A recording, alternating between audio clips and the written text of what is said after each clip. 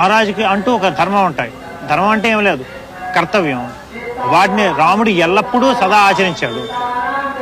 So అందుకే మారీచుడ లాంటి ఒక రాక్షసుడు రాముణ్ణి రామో విగ్రహవాన్ ధర్మ అన్నాడు. అంటే ధర్మానికి మానవ రూపం ఇస్తే అదే రాముడు అని.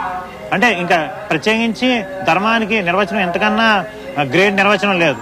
అంటే రాముడు ఆచరించేది ప్రతిదీ ధర్మమే, ఇంకా మనం వెతుక్కోవాల్సిన అవసరం లేదు. బెస్ట్ ఎగ్జాంపుల్ వాళ్ళ పినతల్లి కైకేయి అడవులకు వెళ్ళమన్నది. ఒక్క మాట మాట్లాడకుండా నేను పుత్రుడిగా నా ధర్మం తల్లి మాటని వినడం మాత్రమే అని అనుకున్నాడు, ఆచరించాడు.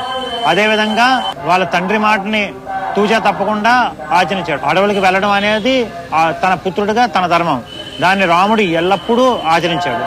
అదేవిధంగా గురువుగా విశ్వామిత్రుడి యాగ రక్షణ నిమిత్తం వెళ్తున్నప్పుడు విశ్వామిత్రుడి మాట వినడమే ఒక శిష్యుడిగా తన ధర్మం.